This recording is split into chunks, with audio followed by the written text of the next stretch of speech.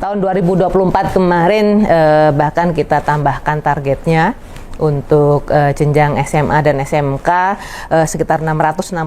Jadi totalnya sekitar 18,6 sampai 18,7 juta peserta dengan anggaran yang dikeluarkan oleh pemerintah sebesar 13,4 triliun rupiah. Kita menggunakan data yang disediakan oleh Kementerian Sosial dan juga oleh yang sekarang Kementerian Koordinator Pemberdayaan Masyarakat untuk data pensasaran percepatan penghapusan kemiskinan ekstrim. Kalau yang dari Kemensos adalah data terpadu kesejahteraan sosial. Jadi sekolah mengusulkan anak-anaknya, kemudian kita padankan dengan data-data tersebut yang ada di situ, otomatis mereka layak untuk mendapatkan program PIP. Kemudian kalau di Tenggarai ada anak-anak miskin tetapi belum masuk di dalam data-data tersebut, belum bisa menerima PIP, sekolah bisa mengusulkan, pemangku kepentingan juga bisa mengusulkan, nanti diusulkan oleh pemerintah daerah juga kepada Puslapdik yang ada di Kemendikdasmen.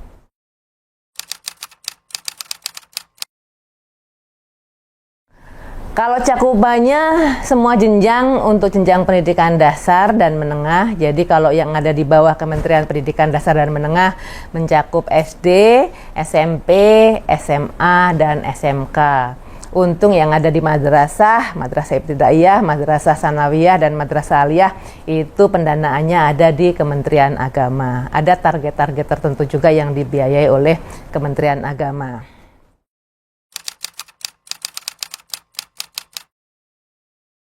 Kalau mekanisme pencairan itu sebenarnya sudah jelas ya, tertuang di dalam peraturan Sekretaris Jenderal Kementerian, yang intinya adalah dana atau bantuannya itu langsung diberikan ke rekening masing-masing siswa. Jadi siswa yang bisa mengambil dana tersebut. Tapi ada dispensasi untuk pencairan untuk dilakukan oleh sekolah, oleh kepala sekolah jika anak-anak itu belum layak hukum, usianya belum mencukupi untuk memiliki mengambil sendiri, itu bisa dilakukan secara kolektif oleh sekolah dengan surat kuasa, baik itu kuasa oleh siswa maupun oleh orang tua, apalagi yang tempatnya ada di daerah tertinggal yang di situ belum ada perbankan. Tetapi kami sampaikan juga bahwa tidak perlu untuk menarik iuran dari siswa untuk mengambil dana tersebut. Bukannya tidak perlu, tidak boleh bahkan untuk mengambil uang dari anak-anak.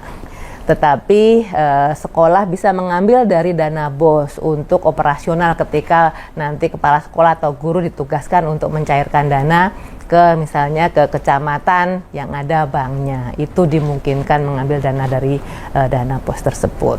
Jadi jangan mengambil yang sudah kita alokasikan untuk anak-anak tersebut.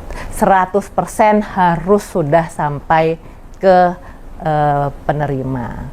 Ada 3 ketepatan yang kita targetkan: tepat sasaran, tepat jumlahnya, tidak ada pemotongan, dan juga tepat waktu. Oleh karena itu kami himbau betul untuk semuanya membantu pemerintah ini memastikan dana PIP betul-betul sampai tujuan dan betul-betul bisa membantu untuk memastikan anak-anak dari yang keluarga tidak mampu bisa bersekolah. Ini tugas kita bersama. Kalau ada ternyata di bawah temuan-temuan seperti yang kemarin ada di media sosial ya, kasus-kasus, mohon juga dapat dilaporkan kepada kami. Tentu kami juga punya tim yang nanti akan melakukan pengecekan ke lapangan, melakukan investigasi lebih lanjut. Dan kami tentunya berterima kasih kepada masyarakat yang sangat peduli pada anak-anak kita untuk memastikan program-program pemerintah bisa berjalan dengan baik. Jadi kalau misalnya ada yang menemukan, oh ternyata ada anak-anak yang sebenarnya dapat, ternyata tidak dapat, atau misalnya ada pemotongan-pemotongan, laporkan saja. Kita juga sudah ada kanal pelaporan di Kemendikdasmen, helpdesk juga ada, jadi manfaatkan itu untuk menginformasikan ke kami. Tentu nanti kami juga akan berkoordinasi dengan pemerintah daerah, mengkomunikasikannya ke sekolah untuk tidak melakukan hal-hal yang memang tidak boleh dilakukan itu.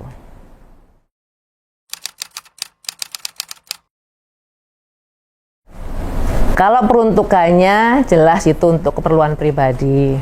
Jadi tidak boleh itu dananya terus kemudian oleh sekolah dipotong untuk membayar uang sekolah, untuk membeli seragam, tidak. Serahkan semuanya kepada anak, kepada orang tua sesuai dengan jumlah yang seharusnya.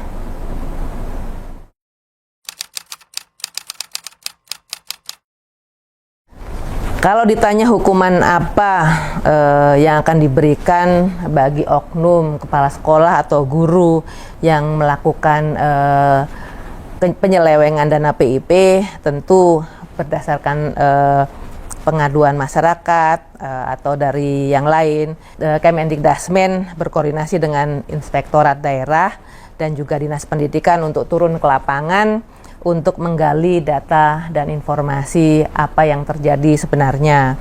Kemudian jika ditemukan bukti bahwa kepala sekolah terbukti melakukan penyelewengan, maka kepala sekolah diminta untuk mengembalikan dana tersebut, mengembalikan kepada yang berhak, ya, kepada siswa-siswa penerima, dan selanjutnya Pemda terkait direkomendasikan untuk memberikan sanksi kepada pihak-pihak yang melakukan penyelewengan tersebut. Ada beberapa kasus memang di beberapa daerah yang sudah masuk ke aparat hukum. Kalau memang terjadi demikian, kita serahkan lebih lanjut prosesnya di aparat penegak hukum.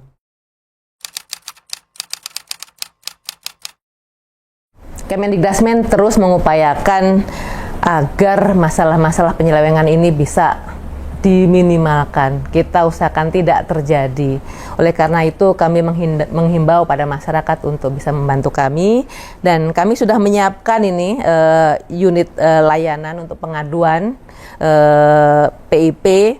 Ada call center di unit layanan terpadu Kemendikdasmen di 177, atau juga mengunjungi laman kami di ULT kemdikbud.go.id, masih yang lama, ya.